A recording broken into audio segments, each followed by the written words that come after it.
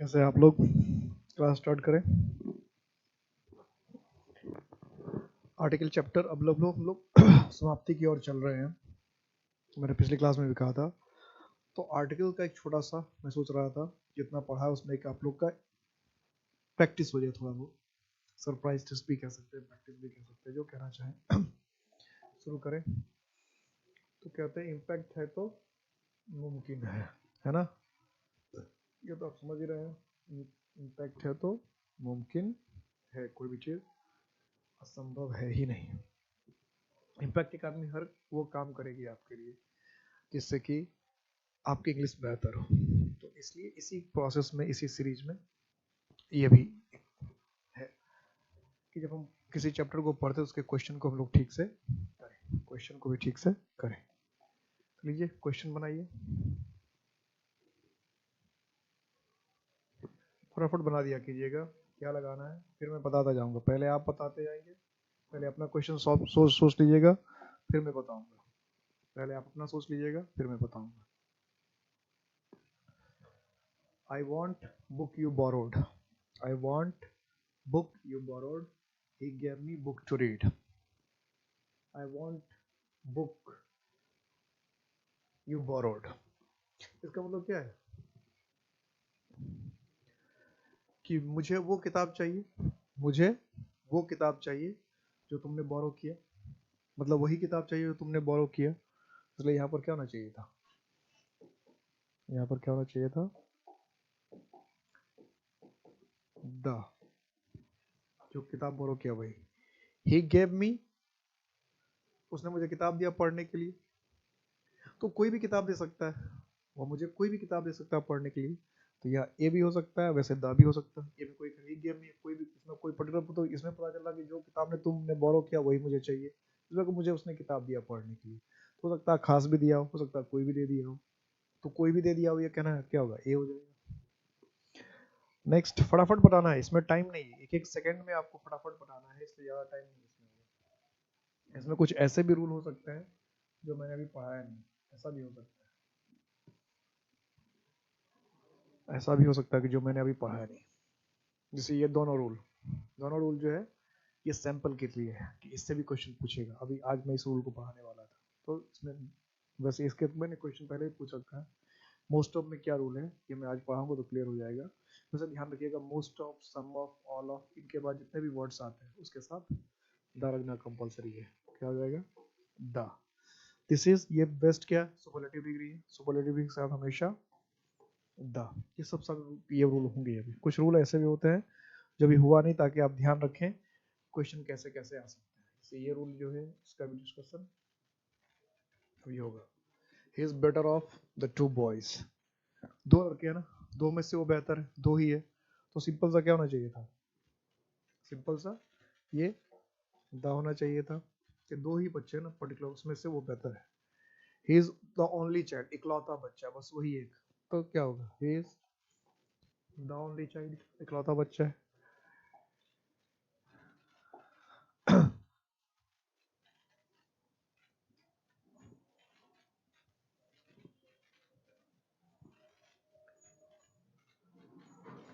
जब तक मैं इसको इनलार्ज करता हूँ तब तक आप देखकर बना सकते हैं। Please give me mango I bought yesterday. जो आम मैंने खरीदा था कल वो मुझे दो। He has never known mother's love. माँ का प्यार उसने कभी नहीं देखा, कभी नहीं जाना। माँ का प्यार उसने कभी नहीं देखा, कभी नहीं जाना। तो ये क्या? Please give me mango I bought yesterday, जो आम मैं कल लाया था वही चाहिए, जो काम कल लाया तो आम वही चाहिए। तो क्या होगा? The mango. He has never known mother's love, कि माँ का प्यार, किसी माँ का प्यार उसने कभी नहीं देखा। ये क्या होगा? अ या द, दोनों में से कुछ भी। और मदर्स लव या द मदर्स लव, दोनों हो सकता है। ये मदर्स लव और द मदर्स लव।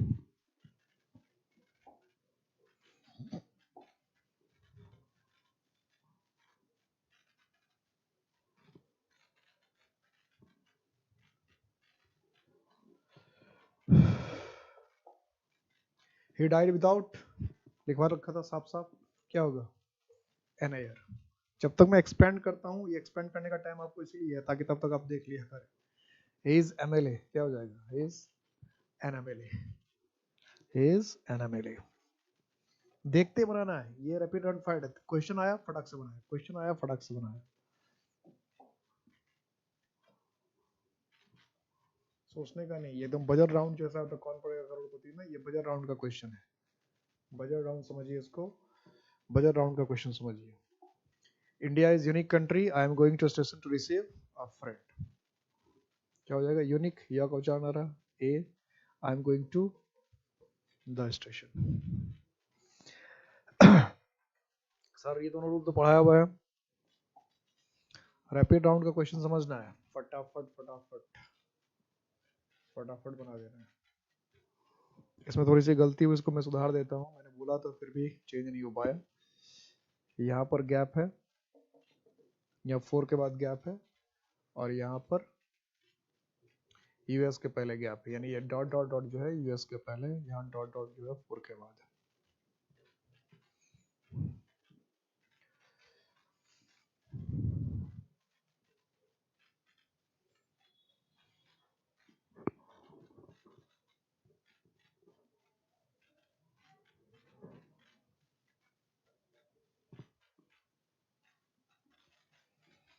तो क्या हो जाएगा, ही इज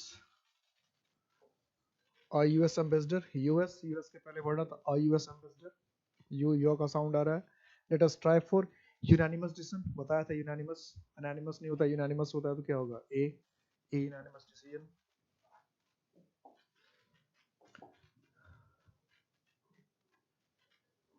फटाफट बनाइए। Ram is one of best boys in his class, he is honorable man। Superlative degree अभी भी आया था, सुपरलेटिव डिग्री हमारे साथ था।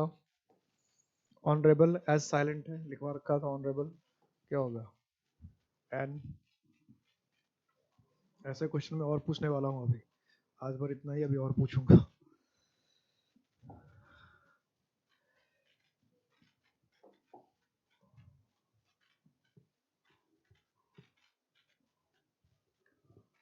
The poor boys orphan, the poor boy is orphan, we went to theatre, orphan सीधा बनना चाहिए, एंड थिएटर पिछली क्लास में लिखाया था, द थिएटर। देखो सीधा सा क्वेश्चन, अगर आता है तो फटाफट बनेगा, देखते ही बनेगा।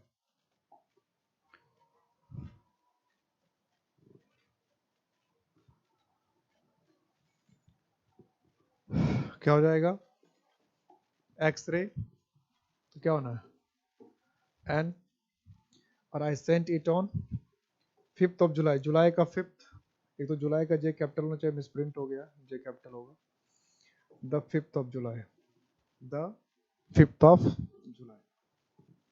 जैसे कभी कभी इसमें द छोड़ भी देते हैं, कि जब बोलते हैं तब तो बोलना ही रहता है, रिटर्न में जब 5th लिखना तो छोड़ा भी जा सकता है, तो बाद में हम लोग डिस्कस करेंगे। तो ये थी कहानी आज के सारे क्वेश्चंस की। अब आते हैं हम लोग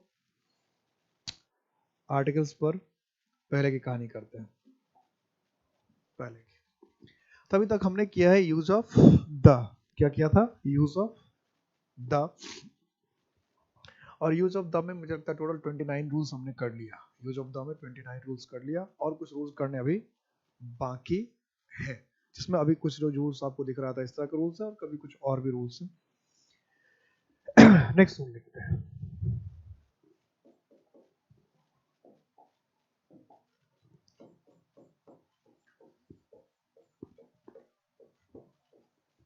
मेजरमेंट अगर बताना हो, मेजरमेंट, मेजरमेंट या वेट, इस तरह की बात करते हैं, या रेट,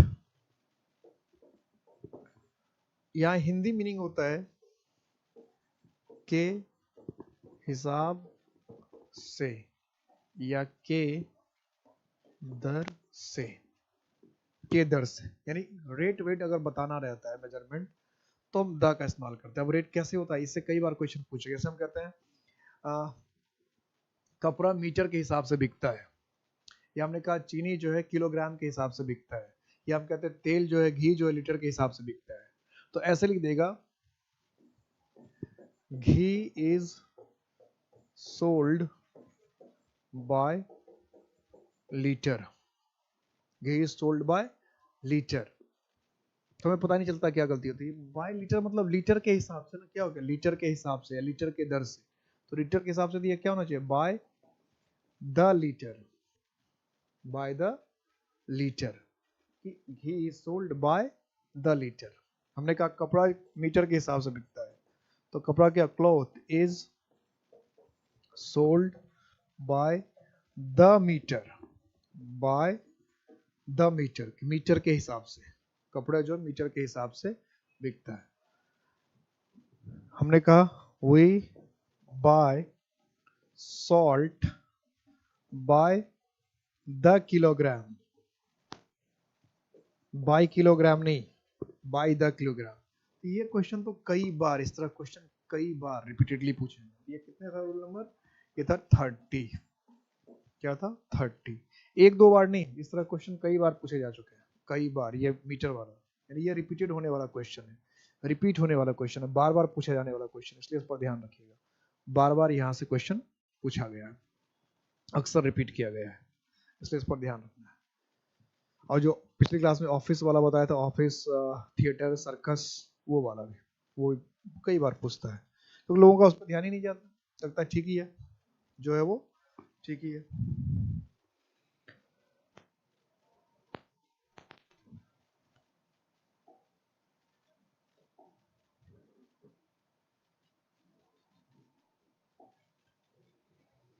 तो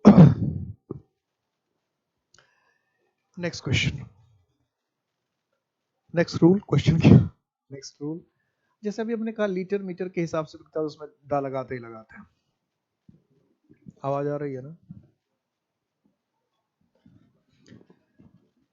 इसके अलावा जैसे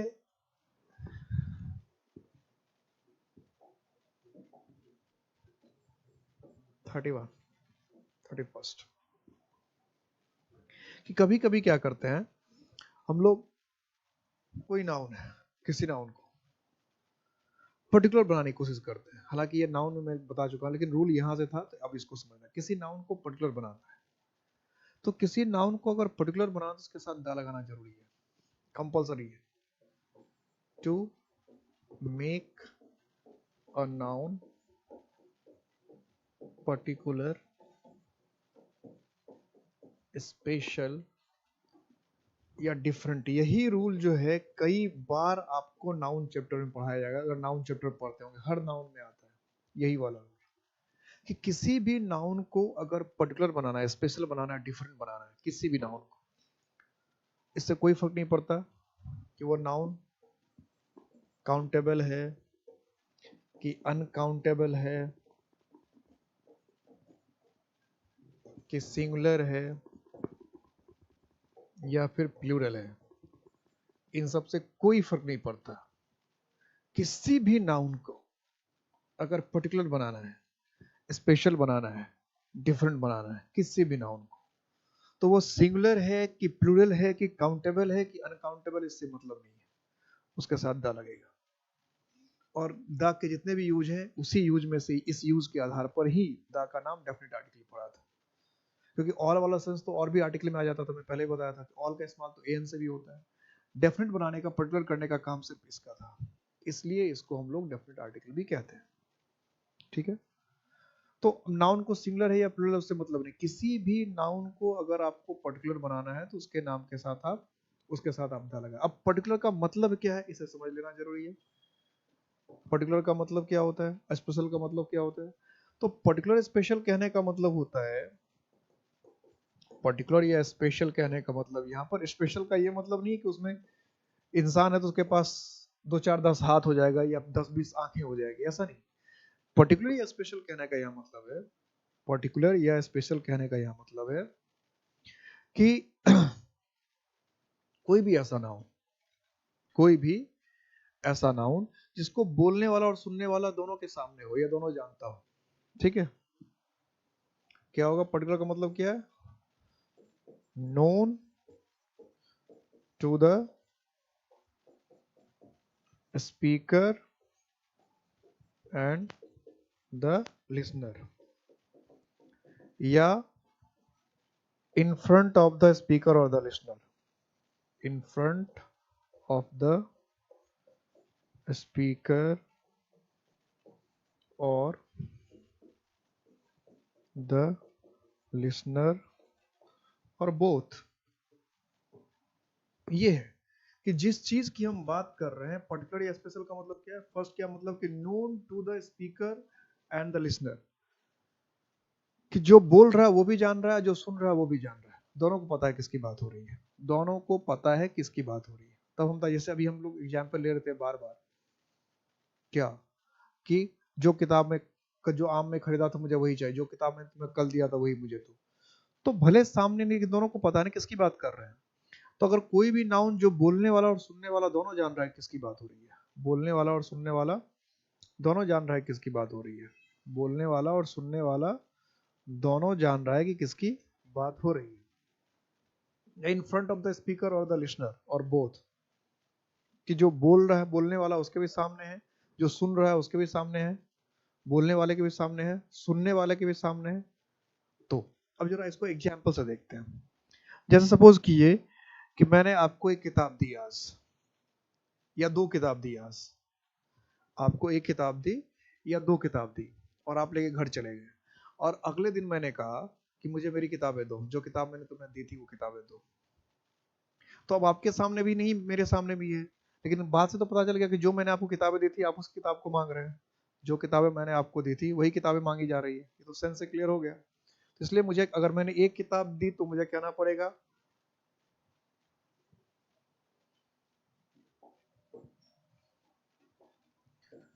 give me the book I gave you, या दैट आई गेव यू।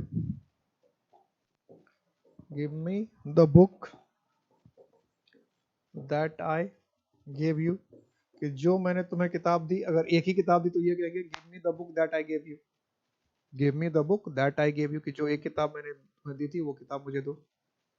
अगर एक किताब दी थी, एक ही है, इसलिए मैंने कहा था सिंगुलर हो चाहे प्लुरल हो उसे कोई फर्क नहीं पड़ता। अगर दो तीन किताबें दी थी और सारी किताब मुझे चाहिए, तब क्या कहूंगा? Give me the books that I gave you. फिर भी हमने क्या लिखा? बुक्स, द लिखा और बुक्स के पहले द लगाया। तो क्यों? क्योंकि पता है पर्टिकुलर की बात कर रहे हैं, जो किताबें मैंने आपको दी थी उसी की बात कर रहे हैं। तो एक किताब दी थी तो भी द बुक, और एक से अधिक दी थी तो भी, यानी सिंगुलर है तो भी द लगा सकते हैं, प्लुरल है तो भी द लगा सकते हैं। या कोई चीज मेरे सामने, जैसे इसकी बात करो, या पंखा मेरे सामने घूम रहा है, या कोई भी चीज मेरे सामने है या आपके सामने है, तो जैसे मैंने कहा give me the give me the book in your hand, कि भाई तुम्हारे हाथ में जो किताब वो दो। तो अब दिख रहा, मुझे भी दिख रहा, मैंने इशारा करके कहा जो किताब तुम्हारे हाथ में वो दी। अब मैंने आपको कहा look at the board, look at the white board, तो आपके सामने है। मैं कहा लुक, देखो, look at the white board या ब्लैक बोर्ड या डिजिटल बोर्ड जो भी है, तो आपके सामने, और मैंने कहा देखो look at the white board या look at the digital board. तो जो चीज आपके सामने होती है, जो चीज आपके सामने, या बोलने वाले और सुनने वाले, उसके साथ भी दा लगा दें। ये पेन मेरे सामने, तो क्या कहेंगे? The pen is mine. ये पंखा मेरे सामने घूम रहा है, तो क्या कहता है? Fan is moving.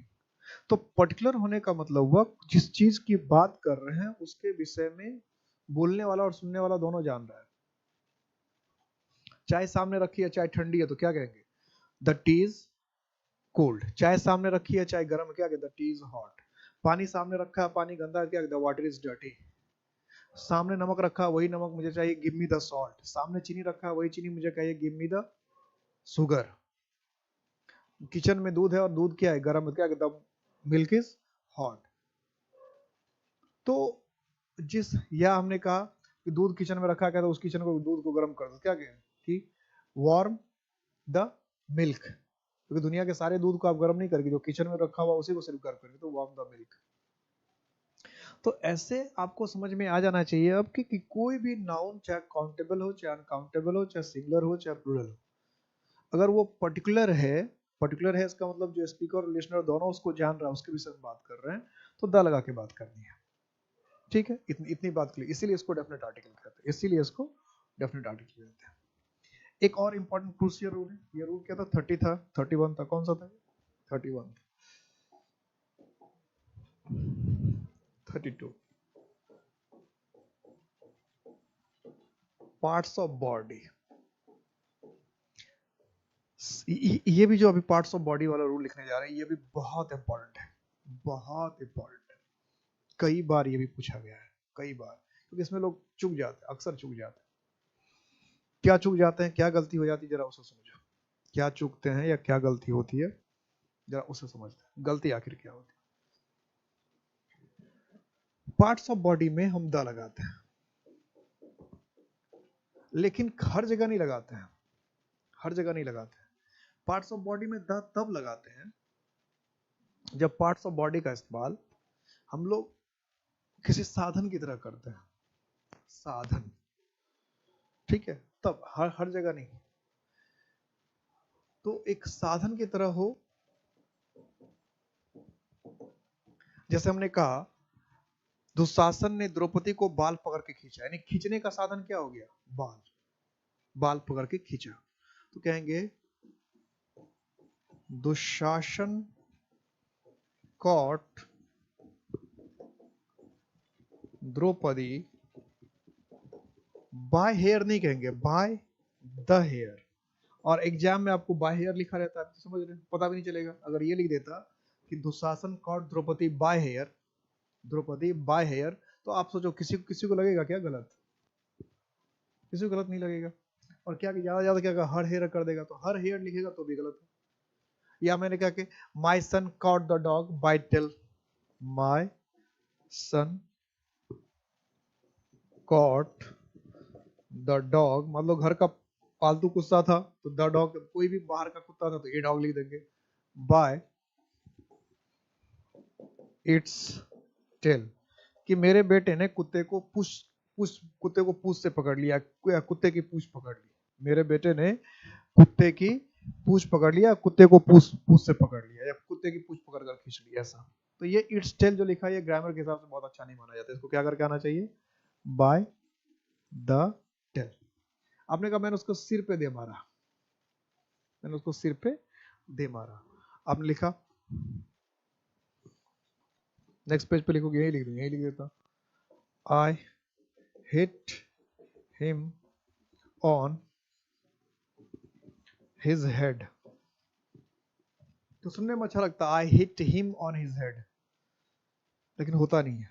ग्रामर क्या था, I hit him on the head, तो क्या होगा, पंच मारा, सिर पे मारा, तो क्या होगा, on the head, I hit him on the head. तो पार्ट्स ऑफ बॉडी के साथ होता है, लेकिन हमेशा नहीं होता, साधन जैसे कहते हैं there are 2 books in my hand, तो ये there are 2 books in the hand तब नहीं लिखेंगे।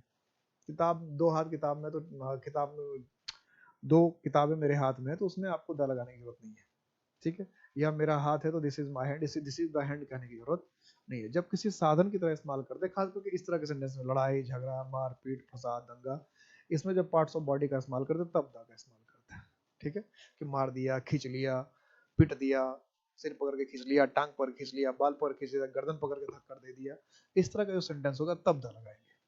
समझ में आ जाए कि गर्दन पकड़ के खींच लिया, हाथ पकड़ के खींच लिया, पैर पकड़ के खींच लिया, पैर में मार दिया, हाथ में मार दिया, तो इस तरह की बात अगर करेंगे तब द लगा के बात करेंगे। क्लियर है। 32 कितने रूल हो गए, 32। अब कुछ बेसिक रूल्स हैं, जरा उनको देखते रहिए। 33, जैसे कहीं पर नाउन प्रीपोजिशन प्लस नाउन का सीरीज अगर आता है, यानी नाउन है फिर प्रीपोजिशन है फिर नाउन है, तो ये जो फर्स्ट नाउन है, इस फर्स्ट नाउन के साथ द लगना चाहिए। नाउन प्रीपोजिशन नाउन का सीरीज चलता रहता है, तो जो फर्स्ट नाउन है उसके साथ आपको द लगाना है, ठीक है। जैसे आप कैसे, ये पर्टिकुलर बनाने वाली बात ही हुई है, जो पर्टिकुलर वाली बात ही नहीं है वही बात है, इससे भी वही बनता है। जैसे हम पर्टिकुलर करते तभी ऐसा लिखते हैं, जैसे हमने कहा soil of India is fertile, soil of India is fertile, तो क्या लिखना पड़ेगा, the soil of India is fertile, ठीक है। हमने लिखा birth of Ram pleased Dasharath, कि राम के जन्म ने दशरथ को खुश कर दिया। तो बर्थ ऑफ राम की जगह क्या हो जाएगा, द, बर्थ का बी क्या हो जाएगा, स्मॉल हो जाएगा, the birth, BIRTH, B small हो जाएगा, द बर्थ ऑफ राम। अब बी क्या आ गया, कैपिटल है ना, अब जब जैसे द लगेगा तो टी कैपिटल हुआ, द लगते ही क्या हो जाएगा, टी कैपिटल हो जाएगा द, और बर्थ का बी क्या हो जाएगा, स्मॉल हो जाएगा, द बर्थ ऑफ राम। तो noun plus preposition plus noun का सीरीज चलता है, तो फर्स्ट नाउन के साथ हमेशा, नाउन प्रीपोजिशन नाउन हो तो पहले नाउन के साथ हमेशा द लगाना चाहिए, ठीक है, हमेशा द। ये होता क्यों है, क्योंकि पर्टिकुलर हो जाता है, क्योंकि सॉइल मतलब क्या हुआ, सिर्फ इंडिया का सॉइल, बर्थ का मतलब क्या हुआ, राम का बर्थ, इसलिए पर्टिकुलर हो गया। कभी कभी कुछ वर्ड्स हैं जो जैसे अभी कुछ क्वेश्चन में आया था, जैसे अगर most of, some of, 2/3 of, majority of, half of, इसको सबको कैपिटल में लिखे तो ज्यादा अच्छा रहेगा। अगर इससे सेंटेंस शुरू होता तो half of, half of, some of, all of, तो इस तरह के जो वर्ड्स होते हैं, ठीक है, most of, some of, 2/3 of, majority of, half of, all of, minority of, a quarter of, etcetera. इस तरह का अगर वर्ड होगा तो इस तरह के वर्ड के बाद द लगा के ही किसी नाउन का इस्तेमाल करेंगे, ठीक है, पहले द फिर कोई नाउन आएगा, कि मोस्ट ऑफ है, सम ऑफ है, हाफ ऑफ है, क्वार्टर ऑफ है, 2/3 ऑफ है, 3/3 ऑफ है, 3/5 ऑफ है, 1/10 ऑफ है, ऑल ऑफ है, सम ऑफ है, माइनॉरिटी ऑफ है, क्वार्टर ऑफ है। इस तरह के अगर वर्ड है तो अगला जो भी नाउन आएगा उस नाउन के साथ आपको क्या करना है, द लगा के बात करनी है, जितने भी इस तरह के और एटसेट्रा, इसलिए क्या लिखा है इस तरह के। और भी वर्ड होते हैं, जैसे ऑल ऑफ है तो बोथ ऑफ भी हो सकता है, सम ऑफ है, एनी ऑफ है, नन ऑफ है, फिर सारे वर्ड होते हैं, 2-4 एग्जाम्पल लिखना था, और ऑल ऑफ हो गया, नन ऑफ हो गया, सम ऑफ हो गया, एक क्वार्टर हो गया, हाफ ऑफ हो गया, 2/3 ऑफ हो गया, 3/5 ऑफ हो गया, 1/10 ऑफ हो गया, कोई भी वर्ड ऐसा लिखते रहिए। तो इसके बाद जो नाउन आना है उसके साथ द आना है। तो एग्जाम में कैसे करेंगे, जैसे अभी एग्जाम सेंटेंस मैंने लिखा था, एग्जाम में कैसे कर देगा, ये देगा, ये कौन सा रूल था भाई, 33, तो ये कौन सा रूल होगा, 34। जैसे हमने कहा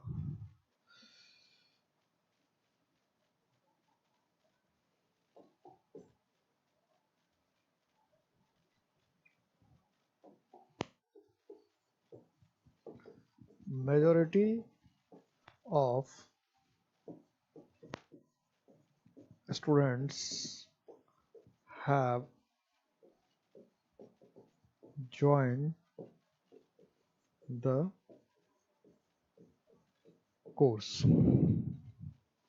कि अधिकांश स्टूडेंट ने कोर्स ज्वाइन कर लिया है, majority of the students have joined the course, कि अधिकांश स्टूडेंट ने, ज्यादातर स्टूडेंट ने कोर्स को ज्वाइन कर लिया, majority of students have joined course.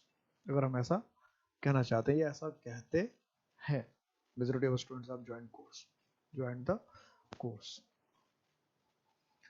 तो हम क्या कहना चाह रहे हैं, अधिकांश बच्चे, तो अब मेजॉरिटी ऑफ लिख दिया, मेजॉरिटी ऑफ लिख दिया तो स्टूडेंट्स के पहले क्या होना चाहिए था, द। अब इससे कोई फर्क नहीं पड़ता ये सिंगुलर नाउन है कि प्लूरल नाउन है, मोस्ट, मेजॉरिटी ऑफ आ गया, माइनॉरिटी ऑफ हो गया, मोस्ट ऑफ आ गया, तो आपको क्या करना चाहिए, द लगाना चाहिए। हमने लिख दिया most of questions were difficult, या हमने कहा half of the questions were difficult, some of the questions were difficult, 1/10 of the questions were difficult। तो जैसे 1/10 लिख रहे हैं, हाफ लिख रहे हैं, सम लिख रहे हैं, बोथ ऑफ लिख रहे हैं, ऑल लिख रहे हैं, तो फिर नाउन के पहले द आना चाहिए। क्या होना चाहिए था, most of the questions, most of the questions were difficult, most of the questions were difficult. ठीक है। 34। अब आते हैं 35। अब खाली छोटे छोटे रूल्स हैं। जो रूल था समझने वाला ज्यादा उधर चला गया। 35 अब सीधा सीधा रूल है, सीधा सीधा। और कुछ रूल अब ऐसे भी है जो आप लोग ऑलरेडी पढ़ चुके हैं, पहले से पढ़ा हुआ हमारा ऐसे भी रूल्स। जैसे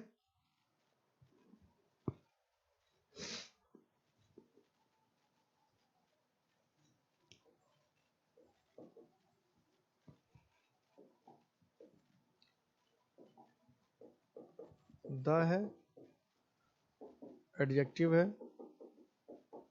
प्लस प्रॉपर नाउन है। मतलब ये हुआ, इसको हिंदी में ऐसे भी लिख सकते हैं कि किसी प्रॉपर नाउन के पहले अगर कोई एडजेक्टिव लगा दिया है, किसी प्रॉपर नाउन के पहले अगर कोई एडजेक्टिव लगा दिया तो फिर उसके पहले द चाहिए। हिंदी में ऐसे लिख लीजिएगा, और ये स्ट्रक्चर याद ना रहे तो हिंदी में ऐसे लिख लीजिएगा, और किसी प्रॉपर नाउन के पहले एडजेक्टिव लगा दिया है तो उसके साथ द चाहिए। किसी प्रॉपर नाउन के पहले अगर एडजेक्टिव लगा दिया है तो उसको द चाहिए। जैसे हमने लिखा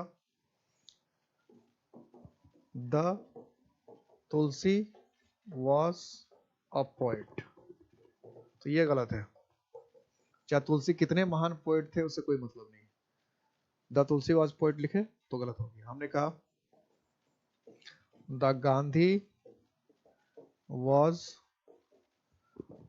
ट्रुथफुल, तो ये गलत हो गया। चाहे गांधी कितने बड़े नेता थे उनसे कोई मतलब नहीं। प्रॉपर नाउन के साथ द नहीं लगता है, पहली क्लास में बता रखा था। और कुछ प्रॉपर नाउन के साथ द लगता है, सो अभी बताया। इसमें आ गया, बता रखा था ना। प्रॉपर नाउन का जो पढ़ाया बेसिक रूल्स होता है, प्रॉपर नाउन के साथ द नहीं लगता है।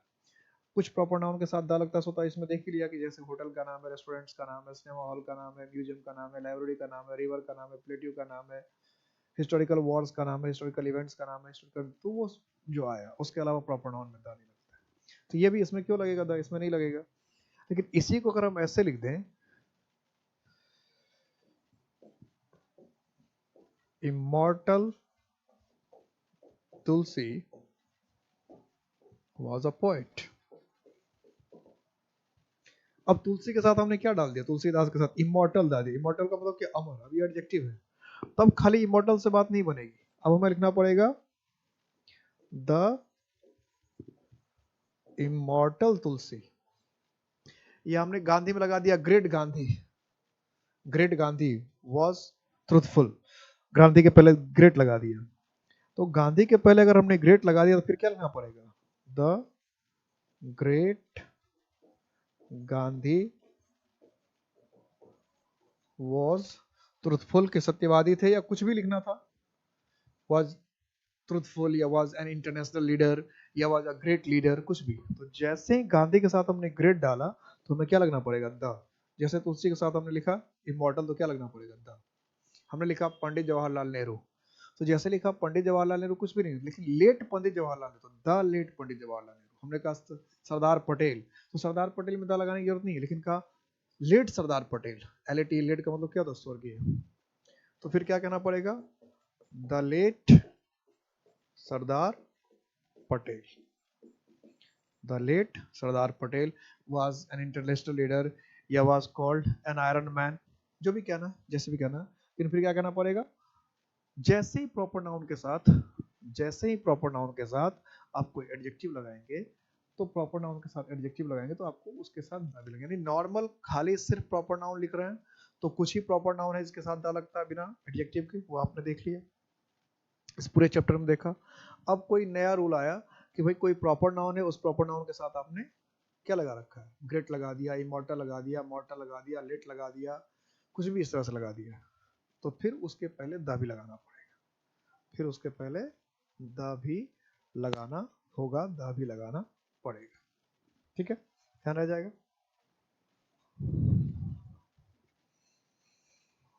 नेक्स्ट रूल की बात करते हैं, 35, 36, 36। कभी कभी क्या होता है कि प्रॉपर नाउन होता है, उसके बाद प्रॉपर नाउन को एक्सप्लेन करने के लिए कोई कॉमन नाउन आता है, तो फिर द लगाना पड़ता है।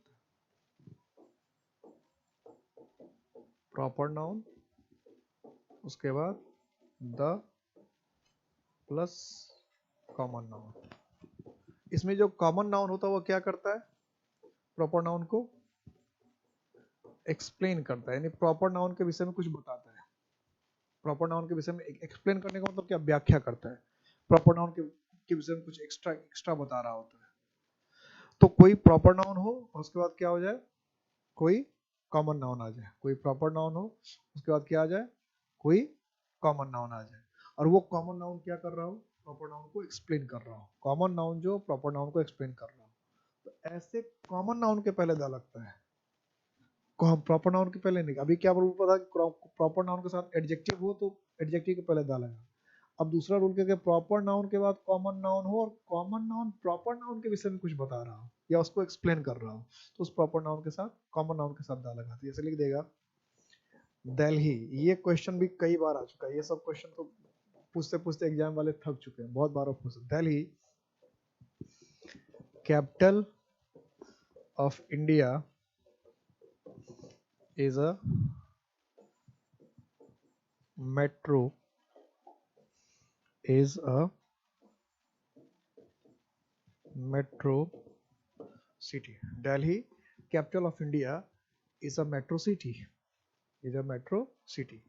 अब ये क्या हो जाएगा, दिल्ली क्या होना चाहिए था, Delhi the capital of India. Delhi the capital of India is a metro city. Delhi the capital of India is a metro city. Delhi the capital of India is a metro city. Delhi the capital of India is a metro city. ठीक है, कुछ भी बना दिया, लिख दिया जयपुर क्या होगा, कैपिटल ऑफ राजस्थान। मान लिया आप आगे कुछ भी लिखना चाहे उससे कोई मतलब नहीं है, लेकिन यहाँ पर क्या होना चाहिए, Jaipur the capital of Rajasthan is called a pink city या is famous for camels, कुछ भी लिया, is famous for forts, किलाओं के लिए मशहूर है, या कुछ भी कर रहे हैं, तो उससे कोई फर्क नहीं पड़ा। तो प्रॉपर नाउन हो, प्रॉपर नाउन के बाद कोई कॉमन नाउन हो, और वो कॉमन नाउन क्या हो, प्रॉपर नाउन के लिए कैपिटल क्या कर रहा है, एक्सप्लेन तो कर रहा है। दिल्ली क्या है, कैपिटल ऑफ इंडिया है। ये क्या है, जयपुर क्या है, क्या है, कैपिटल ऑफ इंडिया है, कैपिटल ऑफ इंडिया है। तो उसको क्या कर रहा है, एक्सप्लेन कर रहा है। तो जो किसी नाउन को एक्सप्लेन कर रहा है तो उसके साथ द लगा देते हैं, ठीक, कॉमन नाउन के साथ द लगा देते हैं। 37, ये सब छोटे छोटे रूल हैं और क्वेश्चन भी खूब पूछता है इससे, छोटे छोटे रूल हैं और क्वेश्चन भी इससे खूब। 37 ही होगा ना, 37। कभी कभी क्या होता है कि प्रॉपर नाउन, पहले प्रॉपर नाउन होता है, ठीक है, और उसके बाद द, उसके बाद पोस्ट, यानी किसी प्रॉपर नाउन को अगर उसके पोस्ट से बता देते हैं, उसका डेजिग्नेशन से, ओहदा से, तो फिर उस ओहदे के पहले दा लगाते हैं। डेजिग्नेशन, पोस्ट का मतलब क्या होता है, डेजिग्नेशन या ओहदा। पोस्ट का मतलब क्या होता है, डेजिग्नेशन या ओहदा। कोई प्रॉपर नाउन है, फिर उसको उसको वैसे भी आपने पता हमने रूल पढ़ा था कि किसी व्यक्ति को अगर उसके पोस्ट से ही हम बताते हैं तो दा लगाते हैं, वो नॉर्मल था। जैसे कि the clerk is coming, the headmaster is coming, the principal is coming, the prime minister is coming, कि हम व्यक्ति का नाम नहीं ले रहे, उसके पोस्ट से उसको बता रहे हैं। ये उसी को थोड़ा सा आगे बढ़ा हुआ कि व्यक्ति का नाम ले रहे हैं और साथ साथ उसका पद भी बता रहे हैं। पहले व्यक्ति का नाम ले रहे हैं, उसके बाद उसका पद बता रहे हैं, तो फिर पोस्ट के साथ दा लगा के बात करना है। इसे हमने कहा Ram clerk is waiting for you. अगर हम कहना चाहते हैं राम जो क्लर्क है, राम क्लर्क जो है वो तुम्हारा इंतजार करती है, गलत हुआ। Ram the clerk is waiting for you, Ram the clerk is waiting for you. हमने कहा Narendra Modi prime minister is coming, नहीं, Narendra Modi the prime minister is coming, ठीक है। हमने कहा Amit Shah the home minister is coming, क्या, Amit Shah the home minister is coming. हमने कहा mister Ravi Verma the painter is waiting for you, Amitabh the actor is waiting for you, Madhuri the actress is waiting for you, Katrina the actress is coming, Ranbir Kapoor the actor is coming. तो किसी को जो post है, उसका definition है, इस तरह उसकी जो पहचान है, इस तरह के कोई वर्ड्स हैं, तो इससे अगर आप बता रहे हैं तो फिर दाई लगा। हमने कहा Ravi the typist is coming, Ravi the typist is coming, तो इसका मतलब क्या, रवि है और उसके पास क्या काम है, क्या ओहदा है, क्या पद है, टाइपिस्ट का काम, तो Ravi the typist is waiting for you. ऐसे बात करते हैं। कितने हो गए रूल? 37 रूल हो गए, 37। तो ऑलमोस्ट ऑलमोस्ट दा के हमने, अभी ये तो नहीं कहूंगा कि दा के सारे यूज खत्म हो गए, क्योंकि अभी कुछ रूल इसमें और बाकी है। दा के कुछ रूल अभी इसमें और बाकी है, कम से कम 4-5 तो और बाकी है ही। और आपने कहा था, सोचेंगे कि सर ने कहते कहते तो बहुत सारे रूल खींच दिए, खत्म ही नहीं रहा, लेकिन अब खत्म हो गया। अब जैसे मैंने 10 के आसपास कहा था, तो अभी कितने हो गए? 37, 8 या 9 हुए हैं, तो 5-6 और रूल है, अब ज्यादा नहीं है। मतलब ज्यादा 45 रूल्स होंगे, 45 होंगे, क्योंकि अगर 1-2 रूल होता तो मैं तो अभी खत्म कर देता अभी इसी क्लास में, क्योंकि 1-2 रूल नहीं है, 5 से 6 रूल्स और हुए, तो उसको मैं नेक्स्ट क्लास में खत्म कर दूंगा।